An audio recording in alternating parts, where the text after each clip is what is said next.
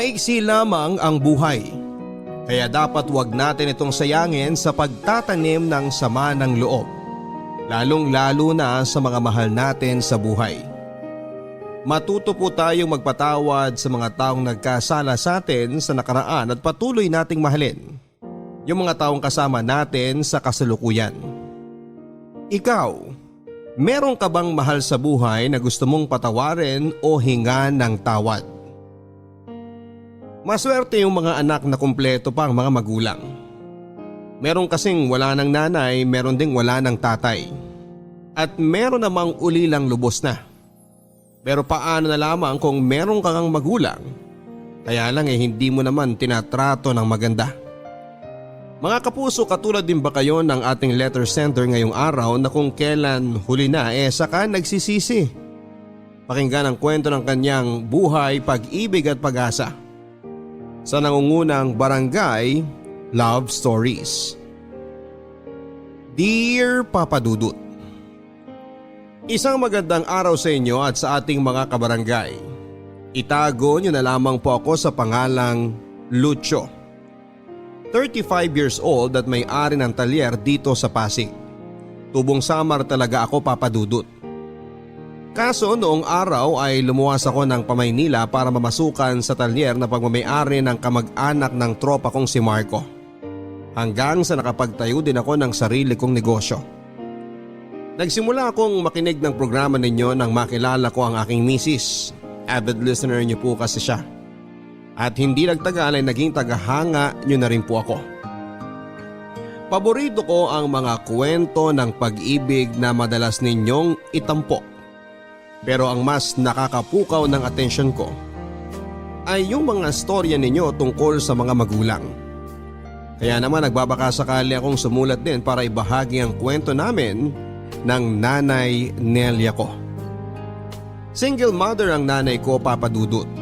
Mag-isa niya akong itinaguyod sa buhay dahil bata pa lamang daw ako ay iniwan na kami ng tatay. Hindi ko alam ang dahilan kung bakit umalis ang tatay ko pero isa lang ang malinaw sa akin noon. Masama ang loob ko kay nanay dahil wala akong kinamulatang ama. Madalas akong tuksuhin ang mga kalaro ko dahil abnormal daw ang pamilya ko. Dapat daw kasi ay merong tatay at nanay. Kahit na paulit-ulit kong tanungin si nanay kung nasaan si tatay ay palagi niyang sagot ay hindi niya alam. Dagdag pa niya, nandiyan naman siya para alagaan ako kaya hindi ko na raw kailangang magkaroon pa ng tatay.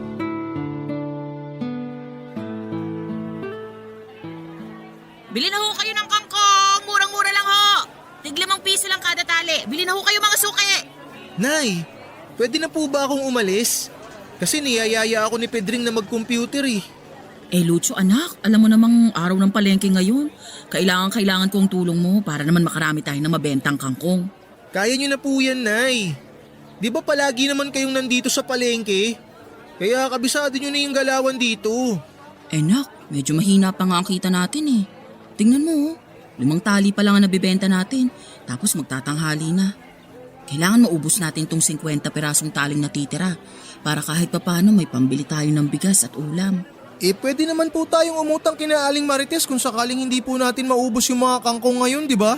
Kaso nagagalit sa atin si Marites dahil hindi pa natin nababayaran yung utang natin noong 1 linggo sa kanila. Kaya sinabihan niyo na ako kanina na bawal daw muna tayong kumuha sa tindahan niya. Ano ba naman yan, Nay? Kaya nga tigilan mo na yung pagrereklamo dyan at tulungan mo ako magtinda dito. Bakit hindi ka kaya maglako doon? At ako ang tatao dito para naman pareho tayong magkaroon ng benta. Alam niyo naman pong ayokong naglalako eh. Mamaya makita pa ako ng mga kaibigan ko dyan pagtawanan na naman nila ako eh. Nung isang araw wala pong tigil sa panunokso sa akin si Pedring tungkol sa pagtitinda ko ng kangkong. Nalaman pa ni Melda yung nililigawan ko. Kaya tuloy pinagtawanan din ako. Ay, anak, hindi mo dapat kinakahiya ang pagtitinda ng kangkong dahil ito ang bumubuhay sa atin. Tignan mo ko, proud kangkong vendor ang nanay mo. Kayo yun, Nay. Magkaiba po tayo. Ayokong lumaki na nagtitinda ng kangkong kagaya nyo. Di bagay sa akin, lalo pat lalaki ako. Gusto kong trabaho yung may kinalaman sa mga sasakyan. Ayoko dito sa palengke. Ang init-init na, ang ingay-ingay pa. Matutupad mo yung pangarap mo kung tutulungan mo ako makabenta ng marami ngayon para may pambaon ka sa school sa Lunes. Tsaka ano bang nakakahiya sa pagtitinda ng kangkong, Aber? Para mo namang sinabing nakakahiya din ang pagtitinda ng buko juice, ice cream at fishball. Ano ba naman yan, anak? Yan ba ang natututunan mo sa eskwelahan? Ang maging mapangmata? Hindi ko naman po sinasabing nakakahiya ang pagtitinda ng buko juice o fishball. Ang akin lang, ayokong magtinda ng kangkong. Bakit nyo pa po kasi ako sinasama dito sa palengke? Samantalang tinutulungan ko naman na po kayo sa pagtatali at pagbubuhat ng mga kangkong na ibebenta. Alangan namang isama ko si Pedring. Sino ba sa inyo ang anak ko? O hindi ba ikaw? Si nanay talaga. Seryoso po ako. Seryoso din naman ako Mukha ba akong nagbibiro? Ikaw lang ang pwede kong asahan na tumulong sa akin. Lalo ngayong malaki ka na. Ilang taong ko ding sinulong pagtitinda dito, no? Dahil bata ka pa noon. Ay, yun nga, Nay. Di nyo man lang naisip kung gusto kong sinasama nyo ako nun dito sa palengke. Yan tuloy. Mula noon hanggang ngayon ang tawag sa akin ng mga kababata ko Lucho Kangkong. Ano ba naman yan? Kasalanan nyo kasi. Palibhasa, yung mga kalaro mo, ano nga bang tawag dun sa Ingles? Spoiled. Oo, mga spoiled yung mga batang yan dahil walang alam sa pagbabanat ng buto. Dapat hindi mo sila sinasamahan dahil puro di magandang natututunan mo sa kanila. Sino pong sasamahan ko? Kayo? Di puro tungkol sa kangkong na natutunan ko sa inyo. Aba, tignan mo tong batang to.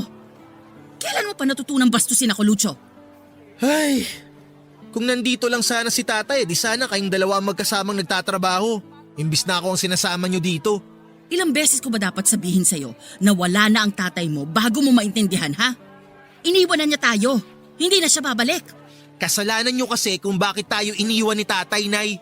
Lucho, ano ba? Sumusobra ka na, ha? Paano naging kasalanan ko bakit tayo iniwan ng magaling mo ama? Siya tong tumakas sa responsibilidad niya sa'yo. Sabi sa akin ng nanay ni Pedring, madalas mo daw awayin noon si tatay Kaya siguro na rin di siya sa kakatalak nyo. Kaya kayo naghiwalay. Sana napunta na lang ako nun kay tatay Ayoko maiwan sa inyo. Wala kang alam sa nangyari sa amin noon ng tatay mo. Kaya wala kang karapatang sabihin sa akin na kasalanan ko kung bakit kami naghiwalay. At ano ka mong gusto mo? Sana napunta ka na lang sa tatay mo? Wala kang utang na loob na bata ka? Matapos ang lahat ng pagbabanat ng butong ginawa ko noon para mabuhay ka, pagsasalitaan mo lang ako ng ganyan. Kung ayaw mo kung samahang magtinda dito, sige, umalis ka na. Mag-computer ka ron. Kesa namang susumbat-sumbatan mo lang ako at sasagutin mo ako dito. Mabuti pa, ubusin ko na lang ang laway ko sa pagtitinda. Ang bihirang bata to Yung mga laking suwail.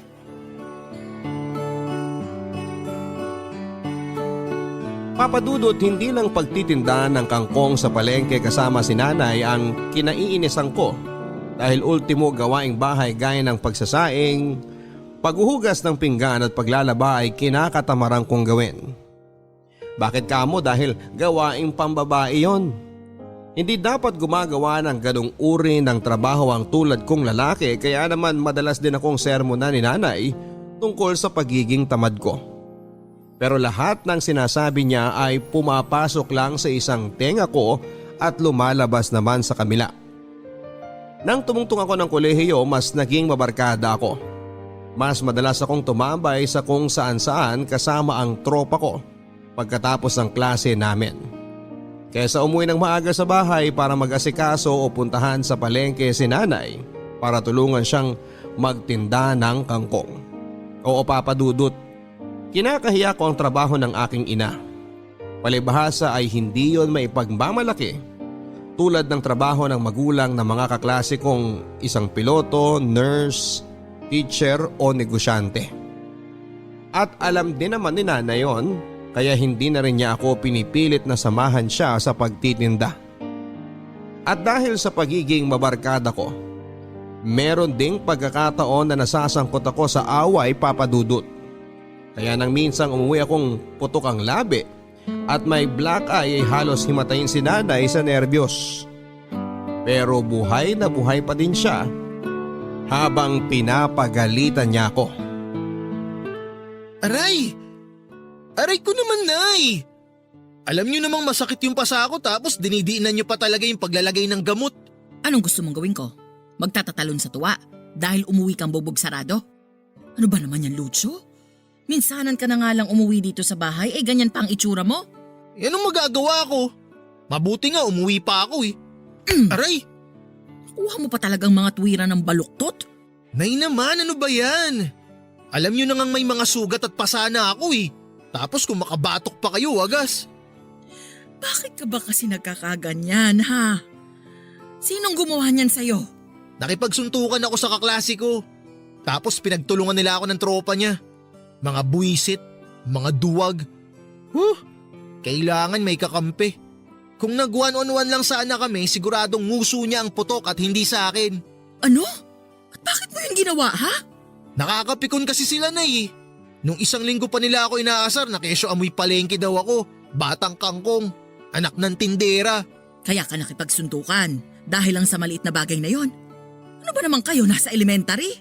Kolehiyo na kayo, hindi na kayo mga bata, Lucho. Ano ho bang magagawa ko kung totoo naman kasi ang mga sinasabi nila? Pinagmumukha nila akong katawa-tawa sa harap ng ibang tropa ko eh. Kaya di na ako nakapagtimpi. Pambihira. Paano na lang kung mapuruhan ka nila, ha? At nagkaroon ka pa ng bali-baling buto? Ano, saan tayo kukuha ng pampagamot mo? Alam mo namang maliit lang ang kinikita ko sa pagtitinda ng kangkong sa palengke. Tapos hindi mo pa ako tinutulungan. Alam mo, Nay, kasalanan mo talaga kung bakit ako napaaway eh. Ako? Paanong naging kasalanan ko, Aber? Dahil sa pagtitinda nyo ng kangkong. Kahit nung bata pa ako, issue na talaga yung pagiging tindera nyo eh. Pwede naman kasing humanap na lang kayo ng ibang trabaho. Mga tulong kayo. At least kahit papano nasa loob kayo ng bahay. Hindi nakabalandra kayo sa palengke. Yan tuloy.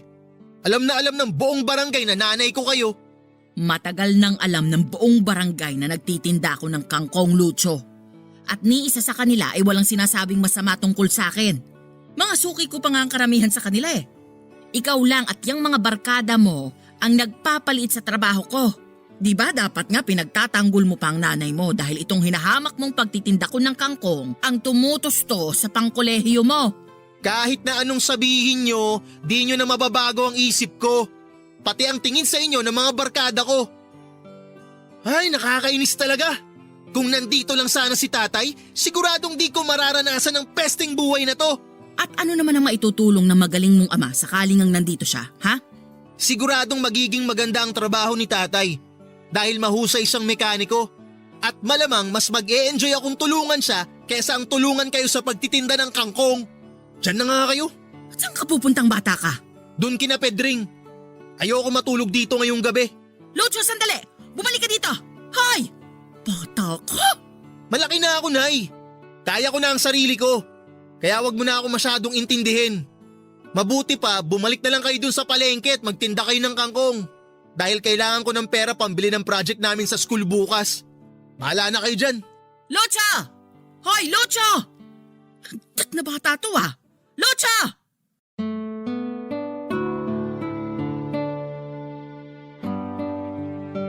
Ayaw ni nanay na lumaki akong basagulero tulad ng tatay ko, Papa Dudut. Pero hindi ako naniniwala kay nanay na ganong uri ng tao si tatay. Sigurado akong gusto lang niyang siraan ang imahe ng aking ama sa akin para hindi ko na ito masyadong isipin pa o hanapin. Kaya naman mas lalong nadagdagan ang sama ng loob ko kay nanay. Tumalas din ang aming pagtatalo dahil sa paulit-ulit akong nasasangkot sa mga gulo. Nandyan, Papa Dudut, yung nagkabaranggayan pa kami ng nakaaway kong taga-kabilang bayan dahil lang natalo namin sila sa basketball. At kung ano-ano pa.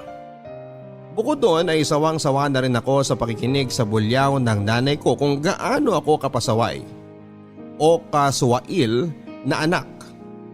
Kesyo, kailan ko raw ba titigilan ng pagbibigay ng sakit ng ulo sa kanya?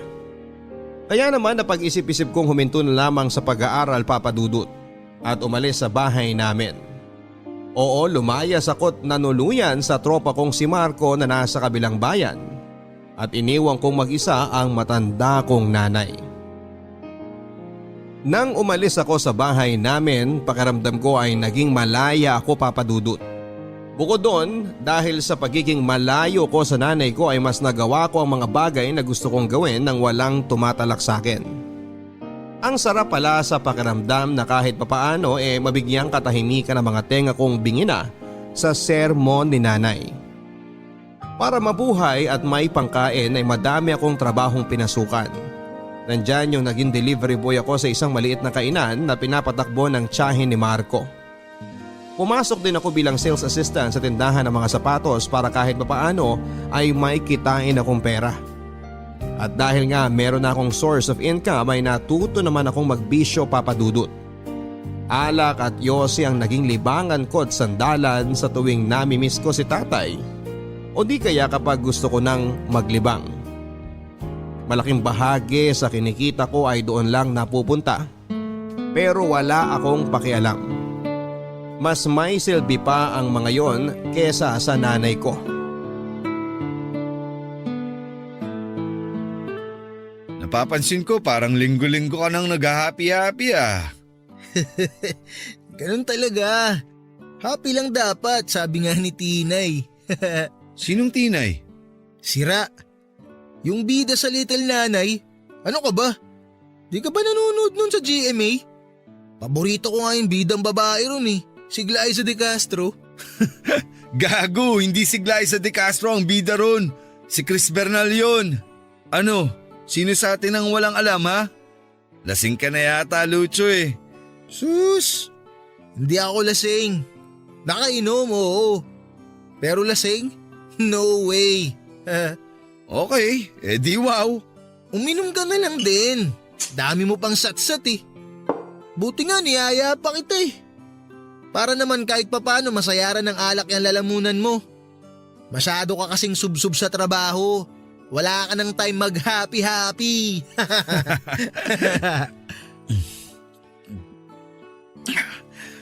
Bakit? Ano bang meron? Huh? Anong meron ng pinagsasabi mo? Sira, anong selebrasyon? Bakit ka umiinom? Kadalasan kapag nag-happy-happy ka meron kang ipinagdiriwang. So ano, sabihin mo na. Ano, sinagot ko na ba ng nililigawan mo?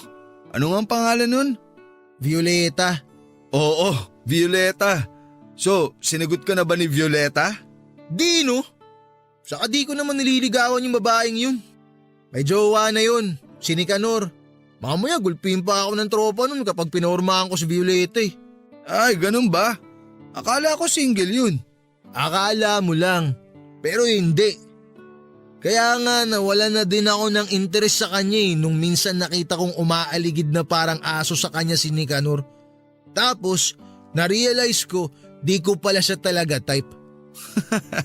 So, sino na type mo? Wala. Di yata taga rito mapapangasawa ko eh. E di kung ganun, bakit ka umiinom? Namimiss ko lang kasi yung airpod ko. Yung airpot mong naglaong parang bula nung bata ka pa.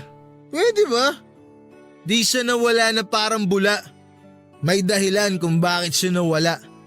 Kasalanan ni nanay kung bakit sila naghiwalay. Yun. Palagi ko kasi siyang naiisip kahit nung bata pa ako eh. Na ano kaya ang buhay ko kung sakaling magkasama kami? Di sana buo ang pamilya namin ngayon kung hindi nawala si tatay. Ang drama mo naman, pre. Di bagay sa'yo. Gago. Madrama naman talaga ang buhay ko ah. Sira ka talaga. E di mo ba sinubukang hanapin ang tatay mo kahit minsan? Ano bang alam mo tungkol sa kanya? Para naman kahit paano may idea ka sa kung ano na ang posibleng buhay niya ngayon. Sinubukan ko siyang hanapin pero ni anino niya hindi ko nakita eh. At ang alam ko, mahilig sa mga sasakyan si tatay. Mekaniko ang trabaho niya bago sila naghiwalay ng airmat ko nung araw. Kaya siguro naman ako sa kanya ang hilig ko sa mga sasakyan. Sa palagay mo, posible kayang may sarili ng talyer si tatay ngayon? Di ko alam. Ano ba yan? Wala ka namang kwentang kausap pre. Ano bang malay ko, di ba? Pero dahil nabanggit mong mahilig ka sa mga sasakyan kagaya ng airpot mo, baka interesado kang sumama sa akin lumuwas ng Maynila para magtrabaho sa talyer ng tito ko. Ano? Seryoso ba yan pre? Baka naman ginugood time mo lang ako. Masasapak kita. Sira, seryoso ako. Ikaw lang naman tong palabiro sa atin, no? Ano, sama ka ba? Tinatanong pa ba yan? Siyempre, sasama ako. Pangarap ko din naman makaalis dito sa probinsya natin eh. Saka baka sa Maynila ako na din makita ang tatay ko kung sakali. O ang magiging misis mo. Alam mo, ikaw puro ka talaga kalokohan eh. Aba, wag mong sabihin di mo yun naisip. Balita ko magaganda ang mga babae sa Maynila. Saka madaming customer na babae si Tito. Sikat na sikat kaya ang talyer niya dun sa Pasig. Kaya sigurado ako na taga ron ang mapapangasawa mo. Kung sinuswerte ka nga naman ano. Baka nga sakaling makita ko doon ang tatay ko at ang magiging misis ko. Anong tawag doon? Hitting two birds in one stone. Yun. Mismo.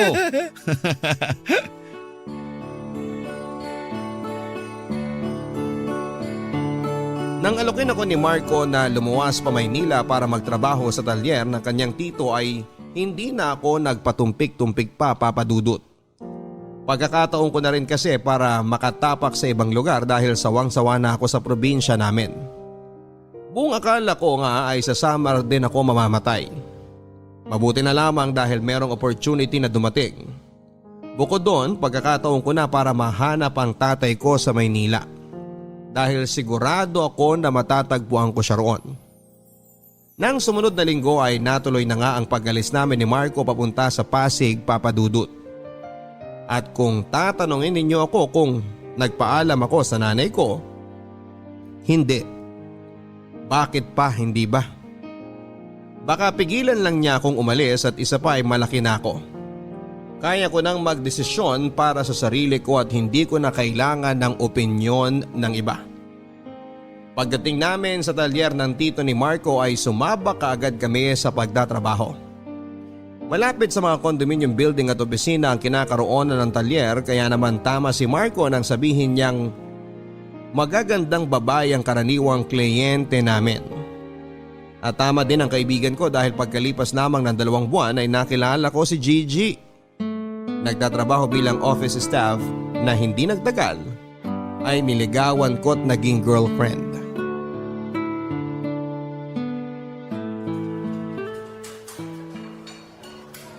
Babe, second date na natin pero di pa rin kita nadadala sa mamahaling restaurant.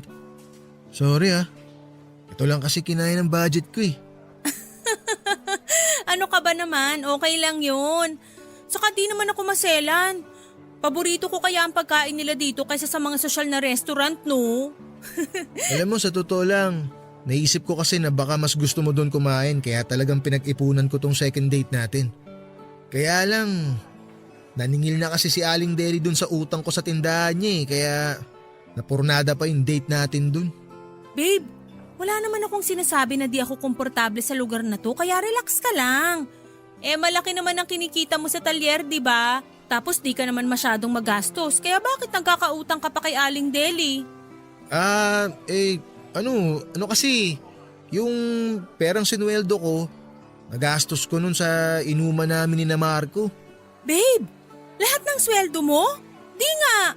Oo birthday kasi nung isang kaibigan namin kaya bilang regalo, sinagot ko yung kalahati nung ininom namin. Yan yata yung isang beses na di kita makontak tapos akala ko kung napaano ka na. Nakikipag-inuman ka lang pala. Sorry na babe, di ko na kasi namalayan ng oras nun tsaka na-deadbat pa yung cellphone ko. Sige, patatawarin kita this time. Pero pag inulit mo pa yon, naku, magagalit na talaga ako sa'yo Oo babe, Pexman, di na mauulit yun. Ang alin yon? Yung di ko pagdetect sa'yo kapag may inuman ng tropa. At pati yung pag-iinom, babe. Dapat tigilan mo na din yan, no? Parang ang hirap naman yata nun, babe. Di naman ako umiinom palagi Minsan lang kapag may happy-happy. Kaya bakit ko naman kailangan tigilan? Ito naman? Minsan lang ba talaga? Oo, no, promise, minsan lang. Saka wag mo na masyadong isipin yun. Bata pa ako. Ayos na ayos pa ang bahay ala ko. Ewan ko sa'yo, babe. Basta ako ay nagpapaalala lang. Liver cancer kaya ang kinamatay ng tatay ko dahil ayun, inom to the max ang peg. Di nagpaawat. Kinuha tuloy ng maaga. Ay, sumalangit nawa ang kaluluwa ni tatay. Masamang damo ako. Tsaka para ka namang nanay ko kung maner mo ni. Speaking of your nanay, sabi mo nasa Samar siya, di ba? Oo. Ba't mo naman natanong? Wala lang. Napansin ko lang di mo siya madalas kinukwento, kaya na-curious ako kung nag-uusap pa ba kayo o ano. Ay, simula nang umalis ako sa amin, di na kami nagkausap ni nanay. Saka bakit pa? 'Di ba? Wala din naman kaming pag-uusapang matino. Yung pagluwas ko nga dito, di niya rin alam eh. Grabe ka, babe! Di ka man lang nagpaalam sa nanay mo? Tulad nga ng sinabi ko, di na yun kailangan. Nasa tamang edad na ako at pag-iisip para magdesisyon sa mga bagay na gusto kong gawin sa buhay ko. Saka ayokong pinakikialaman ako ng nanay ko. Simula pagkabata, palagi na lang niyang sinasabi sa akin kung ano ang dapat kong gawin. Kahit na ayoko, pinipilit pa rin niya ako. Kaya nga di ko siya masyadong pinakikinggan nun eh. Di ko sinusunod yung mga sinasabi niya. Sobra naman yata yun. Kasi kahit anong mangyari, nanay mo pa rin siya. Di mo ba siya namimiss? Di mo naiisip kung kamusta na siya dun sa probinsya? Siguradong miss na miss ka na niya, babe. Ay, hindi ko naman kailangan malaman kung namimiss niya ako eh. Tsaka wala akong pakialam kung kumusta na ba siya ron. Tungkol na lang ba sa airmats kung pag-uusapan natin? Kasi parang nawawalan na ako ng gana. Date natin to, di ba? Dapat tungkol sa atin yung pag-usapan natin. Hindi yung sa kung sino-sino. Okay, sorry naman. Naisip ko lang kasing itanong pero kung ayaw mo ng pag-usapan, di naiintindihan ko. Kain na lang tayo. Mabuti pa nga.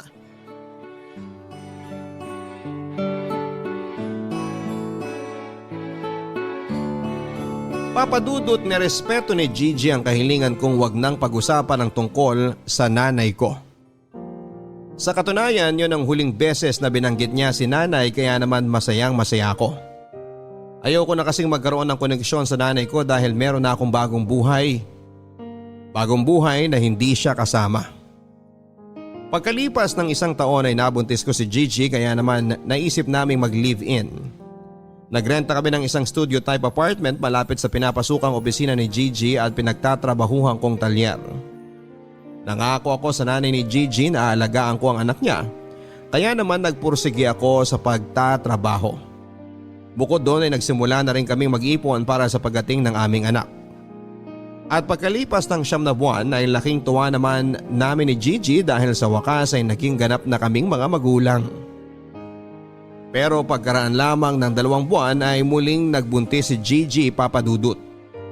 Kung doble na ang pagsisikap naming mag-asawa sa pagtatrabaho noon ay mas naging triple pa matapos niyang ipanganak ang aming second baby. At mas naging mahirap ang buhay namin lalo na nang maaksidente at mamatay ang tito ni Marco. Dahilan para malugi at magsara ang talyer na pagmamay-ari nito na nagkataon namang pinagtatrabahuhan naming magtropa. At dahil nga sa nangyari, kung dati ay meron kaming binabayarang kasambahay para mag-alaga sa mga anak namin nang nawala na nga ako ng trabaho ako nang umako sa pag-aalaga sa mga bata habang pumapasok sa opisina si Gigi. Noong unang buwan ay nag-i-enjoy pa ako sa pagiging house husband. Pero habang tumatagal ay nagsimula na akong mainip papadudot. Hindi na rin kasi ako nakakalabas kasama ang mga tropa namin ni Marco at madalas na rin nila akong asarin dahil sa pagiging taong bahay ko. Na malimit kong kainisan dahil na-realize ko na dapat ay si Gigi ang nag-aalaga sa mga anak namin. Kasi siya nga ang babae. Pero nauwi lamang sa pagkatalo namin mag-asawang tungkol sa kung sino ang dapat na maiwan sa bahay para bantayan ang mga anak namin. At dahil nga nagtitipid kami kaya naisip ni Gigi na ipaalaga sa nanay niyang may sakit ang mga anak namin. Bagay na tinutulan ko kaya napilitan akong isuggest na sa halip na ang nanay Nelia ko na lang ang paluwasin para mag-alaga sa mga anak namin. Nalaman ko din kasi na matagal na niya pala akong hinahanap at kinokontak. Kaya naman naisip ko na ito ang tamang pagkakataon para naman magpaka-nanay ulit siya sa akin. Hindi nagtagal ay lumuwas na pa Maynila ang nanay Nelia at agad na nanatili sa maliit naming apartment. Bakas na sa mukha niya ang katandaan at payat na rin ang kanyang pangangatawan. Pero kahit paano ay malakas pa rin siya kaya naman nang alokin ko siyang alagaan ng aming mga anak. kapalit ng pagsasama-sama naming buong pamilya sa iisang bubong, ay hindi na rin siya tumutol pa. Anya, pagkakataon na rin daw niyang makabawi sa mahabang panahong nagdaan na hindi niya ako nakasama pati na ang aking mga anak. Ako naman ay nagsimula na ulit maghanap ng bagong trabaho. Pero dahil pagkatrabaho lang sa talyer ang alam kong gawin, kaya mas nahirapan akong makahanap ng mapapasukan. Palibhasa, iba rin kasi ang kultura sa Maynila kesa sa probinsya. Kung hindi ka marunong makipagkompetensya o dumiskarte ay siguradong mapag-iiwanan ka. Kaya kahit extra sa construction ay pinatos ko na para lamang may mapagkakitaan papadudot. Pero sa kabila ng lahat, mas naging mabagal ang pasok ng pera sa amin. At dahil mas lumalaki na ang mga bata kaya mas nadagdagan na rin ang gastusin namin sa bahay. Kahit na anong pagtitipid at pagbabudget ang gawin naming mag-asawa, ay meron pa ring pagkakataong kinakapos kami.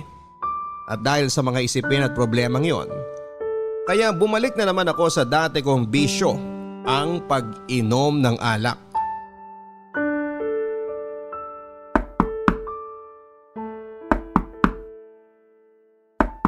Ano ba? Andiyan na! Oh, ano bang nangyari?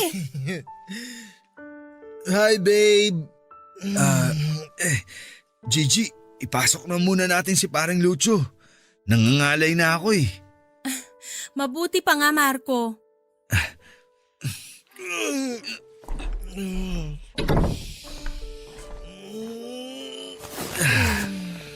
Babe, umayos ka nga.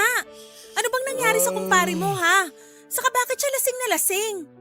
Ano kasi, nag-iaya kasi siyang mag-inuman kami pagkatapos ng trabaho namin sa construction. Kaso, medyo naparami yung nainom niya, kaya ayan. Anong ayan? Alam mo namang ganyan ang nangyayari kay Lucho kapag nasusobrahan sa inom, di ba? Saka bakit ba kasi kayo nag-iinuman pa? Yung pinambili nyo ng alak, saan galing? Pinag-ambagan namin. Pero mas malaki ang nilabas ni Lucho kasi gusto niya raw manlibre. Aba, ang husay! At nakuha nyo pa talagang gumastos para lang sa bisyo nyo? Ano ba naman yan, Marco? Sobra ka naman magalit, Gigi. Saka minsan lang naman kami mag-happy-happy eh. Huwag ka nang manggalaite dyan. Anong minsan? Nung nakaraang linggo nag-inuman kayo, di ba? Tapos nung isang araw din at ngayon? Sabihin mo kung gaano kadalas yung minsan na pinagsasasabi mo. Si paring Lucho naman kasi ang nag-iaya kanina. Sabi niya, kailangan daw niyang mag-chillax kasi masyado na raw siyang maraming iniisip. Gaya ng mga gastusin dito sa bahay niyo, sa mga bata, pagkain niyo. Pero hindi pa rin dahilan yon para konsintihin mo siyang mag-inom at gumastos para sa alak. Punyetang buhay naman to, oh! Gipit na nga kami tapos mapupunta pa sa alak yung kakarampot niyong sweldo sa construction?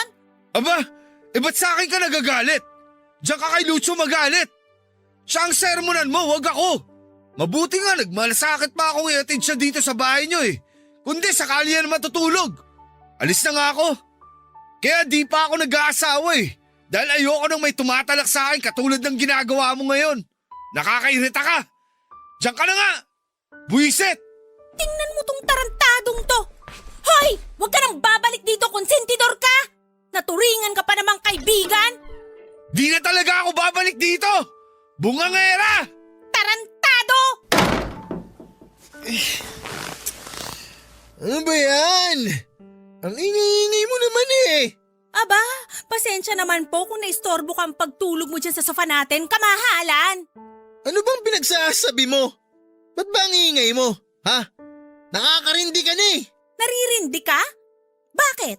Sa palagay mo ba natutuwa ako dahil sa pinaggagawa mong animal ka? Alam mo na ngang kapos tayo sa pera, nakuha mo pang mag-inom? At nilibre mo pa ng alak mga barkada mo? Aba, ang yaman mo naman pala, Lucho. Pensyonado lang?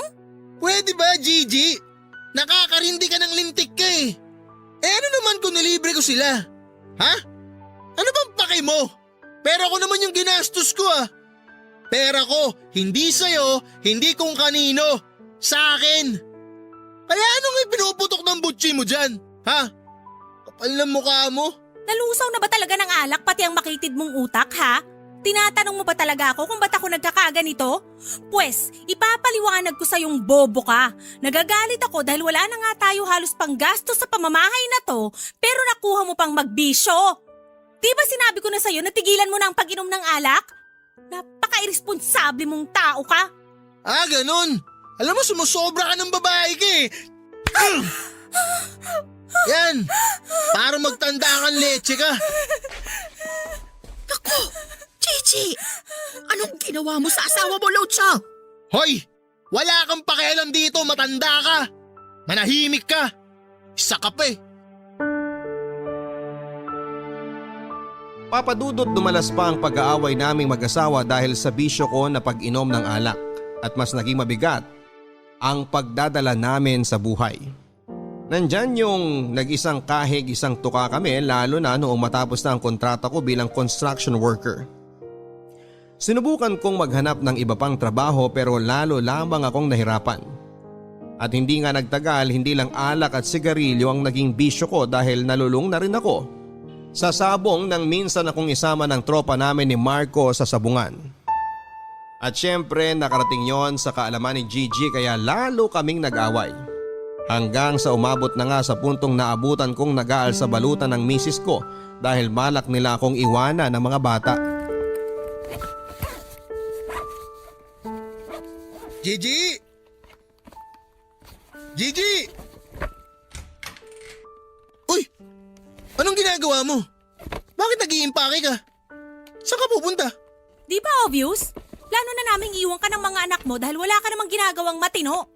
Ayoko nang makisama sa'yo dahil ibang-iba ka na, Lucho. Di na ikaw yung taong nangako sa mga magulang ko na aalagaan kaming mag-iina. Di na ikaw yung taong pursigido sa buhay dahil meron kang magandang pangarap sa amin ng mga anak mo. At di na rin ikaw yung lalaking minahal ko. Puro ka na lang bisyo. Wala ka nang ibang alam gawin kundi uminom, manigarilyo at ngayon nawiwili ka naman sa sabong? Kapal din ang pagmumukha mo, no?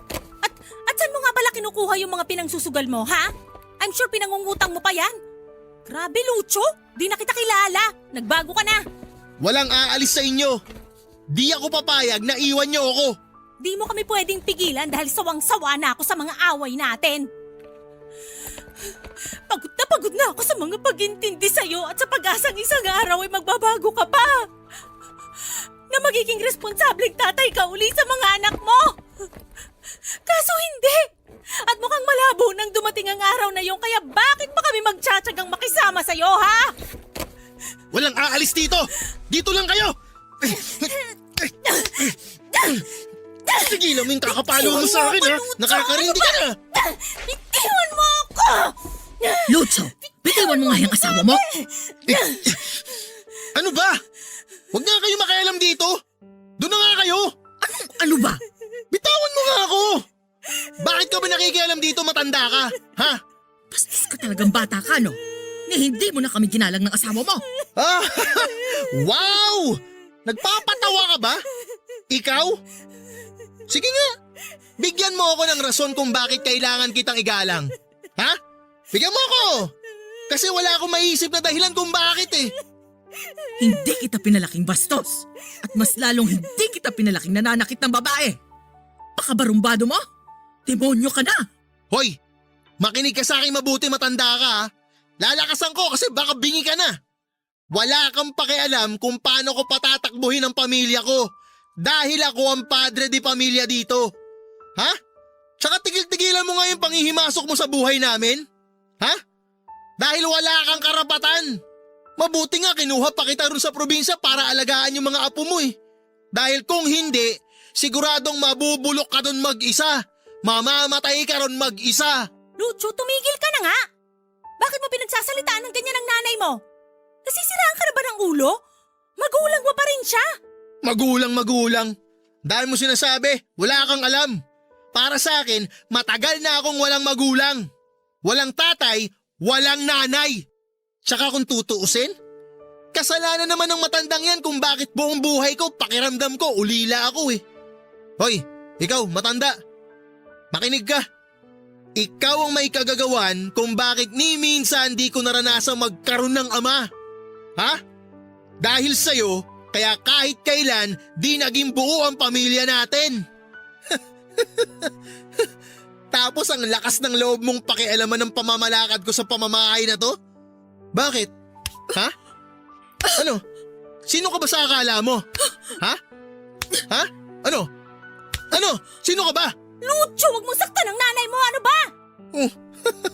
Pwede ba? Huwag kang ang OA dyan. Di ko naman siya sinaktan ah. Tinapik-tapik ko lang naman siya. Baka sakali kasing magising siya sa panaginip niya na meron siyang buo at masayang pamilya. Napakagago mo talaga!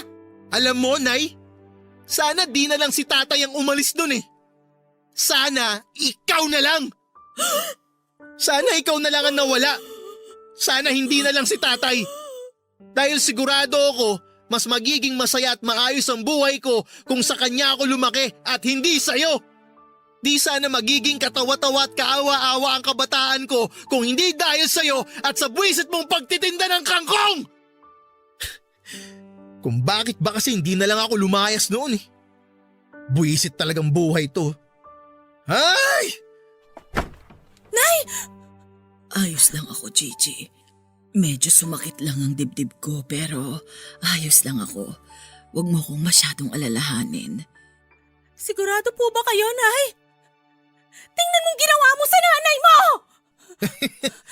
Huwag ka nga nagpapaloko sa matandang yan. Diyan ka magaling, Nay. Sa pag-arte. Sana pala nag-artista ka noon. Hindi ka nagbenta ng kangkong. Pwede ba tumahimik ka na?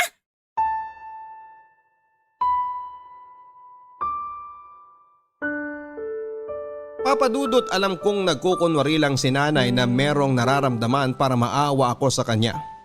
O bawiin ko yung sinabi ko tungkol sa kanya. Hindi niya ako madadala o maluloko sa mga pagdadrama niya. Nang mga sandaling yon ay tuluyan na ngang nawala ang natitirang respeto ko sa kanya bilang nanay ko dahil ang lahat ay napalitan ng magkahalong galit at pagtatampo. At matapos nga ang pagtatalo naming yon ay hindi na rin naman tinuloy pa ni Gigi ang plano niyang pag-alis nilang mag-ina. Pero napag-isip-isip ko rin naman na kung hindi ako magbabago ay baka nga tuluyan ang mawala sa akin ang aking pamilya. Ayokong matulad sa akin ang mga anak ko na lumaking hindi kumpleto ang kanilang mga magulang dahil alam na alam ko yung pakiramdam na tuksuhin at pagtawanan dahil tingin ng marami ay abnormal ang pamilyang walang nanay o walang tatay. Kaya naman pinilit kong bawasan ang mga bisyo ko at nagsimula muli akong mag-apply ng trabaho, papadudot. Pero sa kabila ng lahat ng pagsisikap kong maging mabuting ama at asawa ay talagang sinubok pa rin ako ng kapalaran, papadudot. Nandyan yung naranasan kong maglakad mula Pasig hanggang Boni para lang mapuntahan yung inaplayan kong trabaho dahil sa labis ko na pagtitipid sa pamasahe. Tapos sa huli, hindi rin pala ako matatanggap dahil daw college undergraduate ako.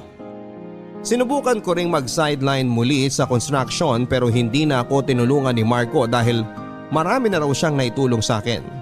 At sa pagkakataon na yon, kailangan ko naman daw matutong tumayo sa sarili kong mga paa. Sobrang sama ng loob ko kay Marco noon pero sinantabi ko yon, papadudot. Kaso meron pa rin talagang mga sandali na hindi ko mapigilang magalit sa aking sarili. Nasisihin ng Diyos sa buhay at kapalaran na meron ako.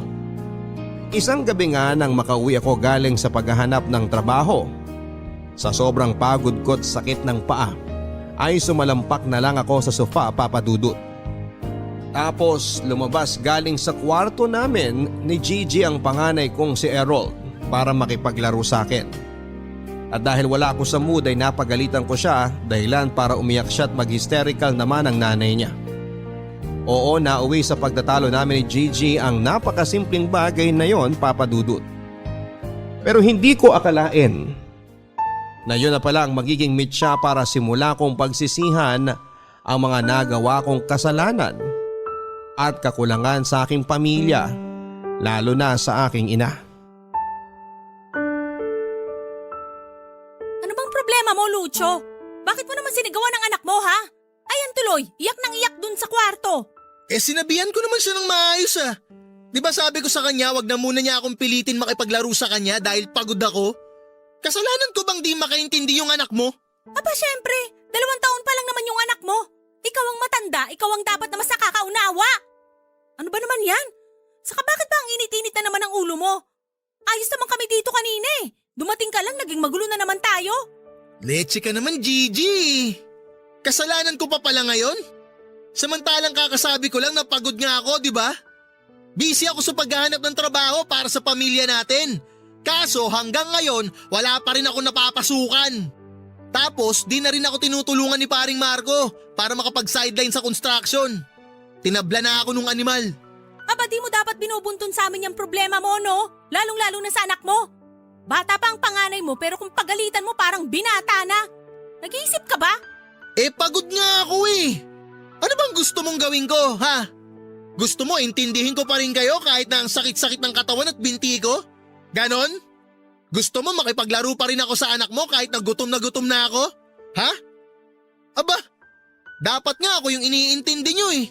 Di mo ba nakikita na todo na yung effort ko para lang makahanap ng trabaho?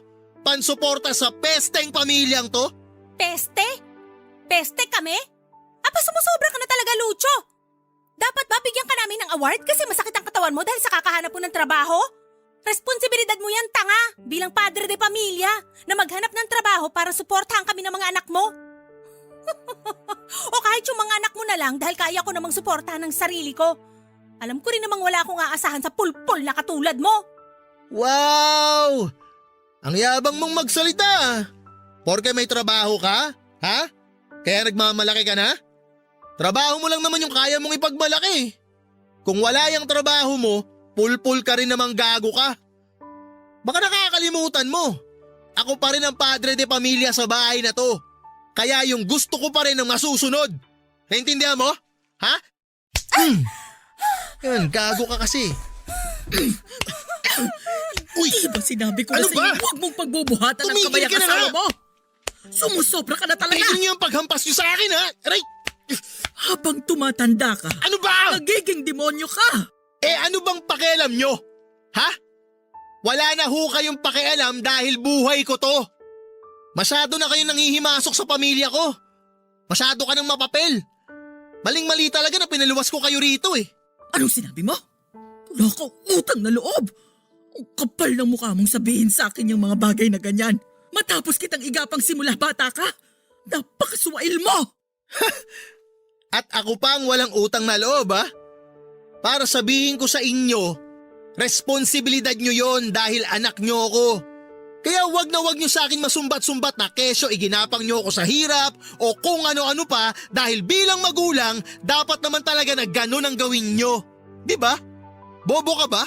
Lucho, tigilan mo na sabi ang pagsagot ng pabalang sa nanay ni Elia mo. Di ka ba nahihiya sa kanya? Di ka ba nahihiya sa ugali mo? At bakit naman ako mahihiya sa taong yan? Ha? Bakit? Siya nga dapat ang mahiya sa akin eh. Dahil nasa pamamahay ko siya. Ako ang nagpapatira at nagpapakain sa kanya. Kaya anong pinagsasabi mong ako ang dapat na mahiya? Isa ka rin na bobo eh. Ang bobobo nyo.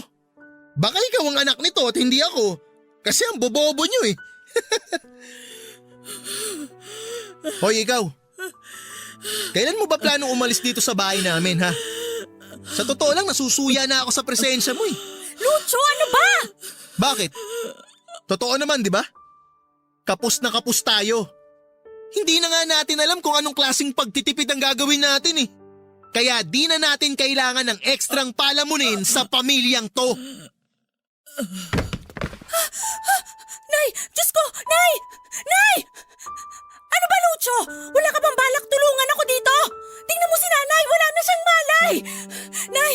Nay! Gumising po kayo, Nay! Nay! Atake sa puso.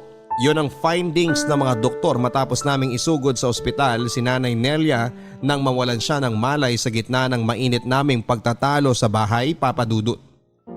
Aaminin kong noon lang ako nakaramdam ng labis na takot habang pinapanood ang mga nagkakagulong doktor na sinasalba ang buhay ng aking ina.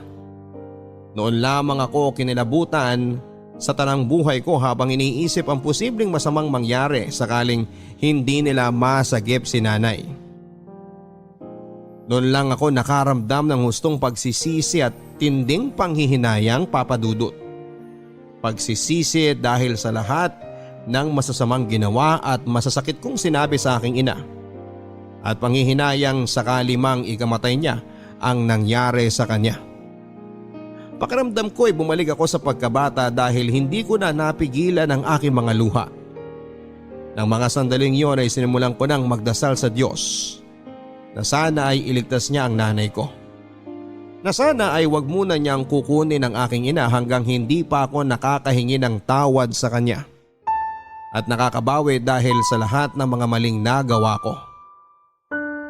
At tunay na mabuti pa rin ng Diyos dahil narinig niya ang panalangin ko, Papa Dudut.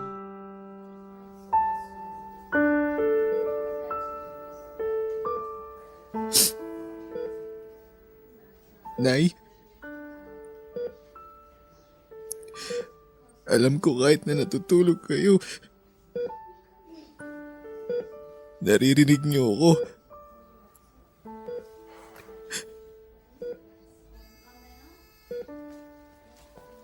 Gusto ko lang pong humingi ng tawad dahil sa mga kasalanan ko sa inyo.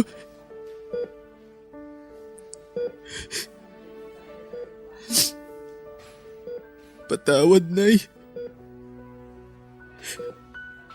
Sa lahat ng mga masasakit na salitang binitawan ko at sinabi ko sa inyo simula pagkabata ko. Sana mapatawad niyo ako, Nay. Kasi hindi ko nakita yung mga pagsisikap niyo para sa akin noon. Alam kong sobrang sama akong anak. Na pati nga po yata langit sinusumpa na ako dahil sa pagiging swail ko at walang respeto sa inyo bilang magulang ko.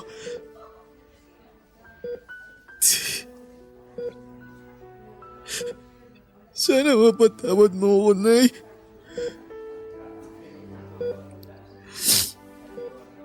Kasi mas inintindi ko yung sarili ko eh.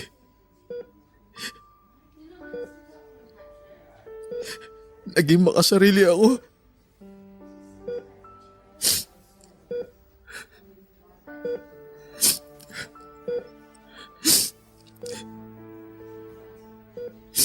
Hindi ko inisip ang kapakanan niyo.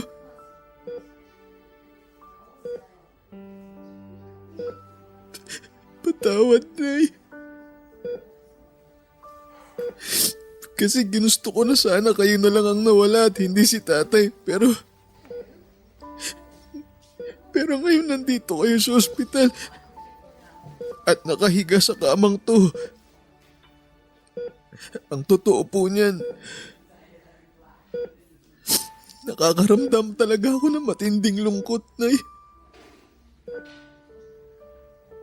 Natatakot po ako na baka mawala kayo. Na baka iwan niyo rin ako tulad ni tatay.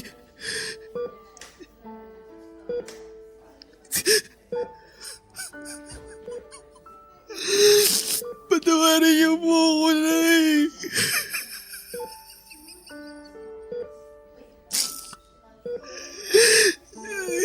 Hindi ko po sinasadya lahat. Hindi ko po sinasadya.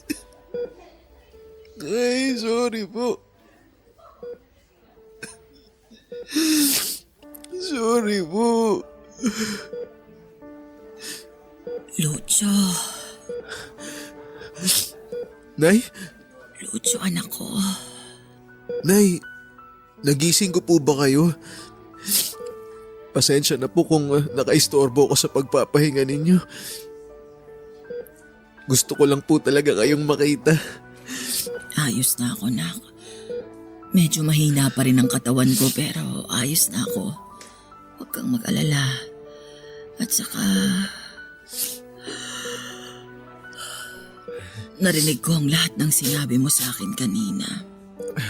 Sa totoo lang, tuwang-tuwa ang nanay dahil na-miss ko talaga yung Lucho na malambing. Nay, sorry po sa lahat-lahat ha. Ano ka ba? Pinapatawad na kita. At At saka, hindi naman kita kayang tiisin. Matanda na ako anak, para magtanim pa ng sama ng loob sa'yo. Ang gusto ko lang ay magkapatawaran tayo. Magkasundo. Dahil alam kong konti na lang ang oras ko sa mundo. Gusto ko ng magandang alaala bago man lang ako bawian ng buhay, anak. Nay, wag. Huwag niyo pong sabihin yan. Di pa kayo mamamatay. Dahil di pa ako nakakabawi sa lahat-lahat ng di magandang nagawa ko sa inyo noon. Hindi pa kayo pwedeng mamatay dahil susubaybayan niyo pa yung paglaki ng mga apo niyo. Hahaba pa po ang buhay niyo, Nay. Hindi pa kayo mawawala. Hindi. Kaya po hindi niyo na kailangan sabihin ang tungkol sa mga ganyang bagay, Nay. Anak, ano't ano man ang mangyari, gusto ko lang malaman mo kung gaano kita kamahal. Mahal na mahal kita, Lucio. Dahil ikaw lang ang nag-iisang anak ko. Mahal na mahal din kita, Nay.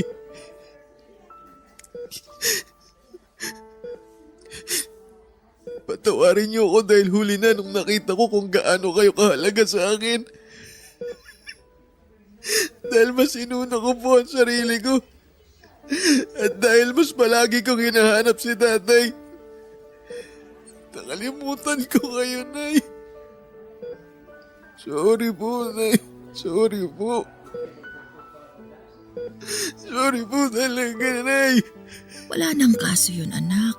Nakaraan na lang yun. Alam mo, naiintindihan ko naman kung bakit palagi mong hinahanap ang tatay mo eh. Pero wala naman akong magawa. Dahil hindi ko na maibabalik pa yung mga panahong magkasama kami.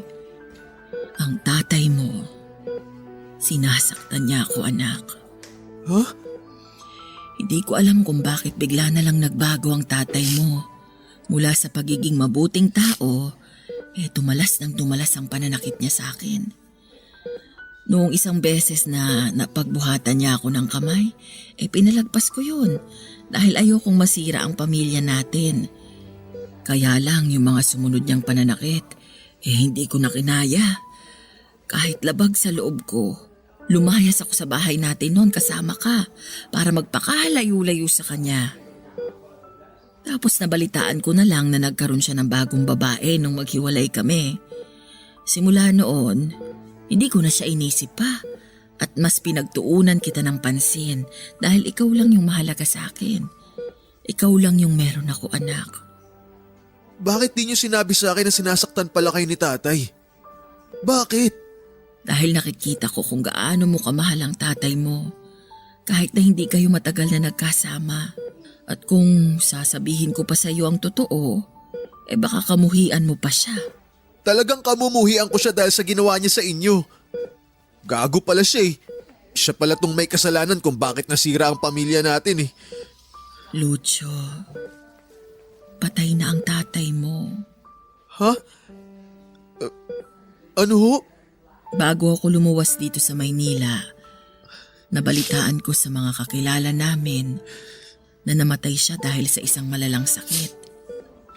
Akala ko tuluyan ko na siyang nakalimutan dahil sa tagal ng panahon na lumipas. Pero nang malaman kong wala na siya, hindi ko pa rin napigilang umiyak. Kasi kahit naman nagbago siya, tatay mo pa din ang lalaking minahal ko noon. Siya pa din ang ama ng pinakamamahal kong anak. Siya pa din ang tatay mo. Kaya ayaw kitang magtatanim ng galit sa kanya. Nay, huwag na po kayong magsalita pa. Magpahinga na lang kayo. Sinasayang niyo yung lakas niyo eh. Ayos lang ako.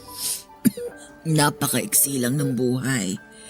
Ayokong guluhin mo lang ang panahon mo sa pagbabalik sa mga nakaraan dahil hindi ka makakausad. Hindi mo naman kailangang kalimutan ang nakaraan mo. Pero hindi mo rin kailangang manatili ron. May sariling pamilya ka na ngayon, anak. Lucio, sila dapat ang maging prioridad mo. Mahaba pa ang panahon na nakalaan para sa inyo. Kaya naman dapat mong samantalahin yon. Si Gigi, mabait ang batang yon. Maswerte ka sa kanya.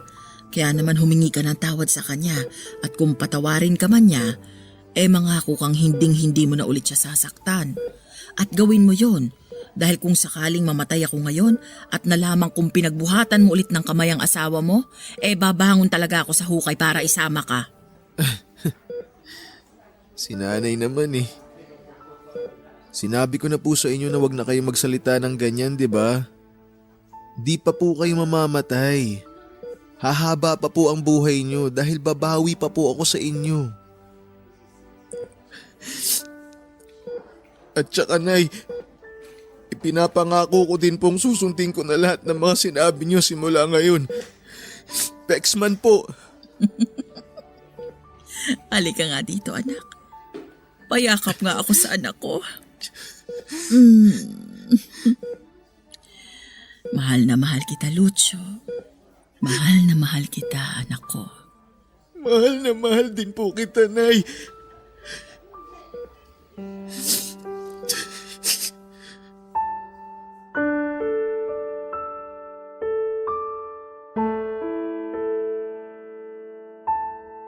Namatay si Nanay Nelia pagkalipas ng 2 buwan, Papa Dudut. Oo, inatake muli siya sa puso at sa pagkakataong yon ay hindi na siya nakaligtas pa. Parang gumuho ang mundo ko nang biglang kunin sa akin ng nanay ko. At kahit na anong pigil ko sa mga luha ko kusa pa rin siyang tumutulo. Labis din ang pagsisisi ko dahil napakaiksi ng panahong ibinigay sa amin ng Diyos para makabawi ako sa lahat-lahat ng kasalanan at pagkukulang ko sa Kanya. Pero kahit na ganoon ay nagpapasalamat pa rin ako dahil hinayaan pa rin ako ng Diyos na makapiling ang aking nanay. Matapos ang libing ni nanay ay nangako ako sa harap ng puntod niya na magiging mabuti akong asawa at ama sa aking mga anak. Pinatawad na rin ako ni Gigi sa nagawa ko sa kanya noon, kaya naman mas nagdoble sikap pa ako para mapakatawanan ang pangako kong aalagaan at susuportahan ang aking pamilya.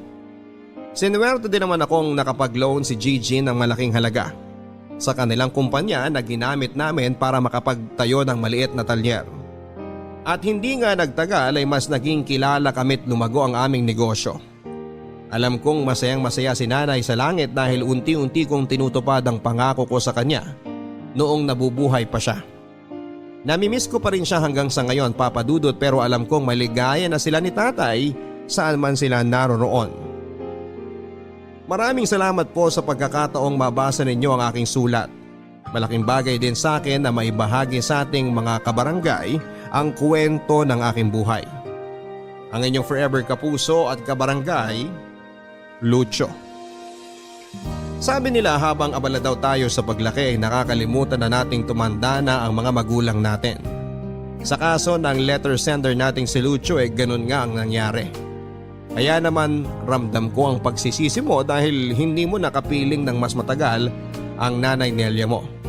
Pero Lucio, tama ka sa sinabi mong maswerte ka pa rin dahil nakahingi ka ng tawad sa iyong ina. At kahit na maiksi yung panahon na ibinigay sa inyo, nakasama mo pa rin siya. Alam ko namin ng mga kabarangay na proud sa iyo ngayon ang Nanay Nelia mo. Ipagpatuloy mo lang ang pagiging responsableng asawa at ama. Siguradong hindi na babangon sa hukay ang nanay mo para sermonan ka. Biro lang.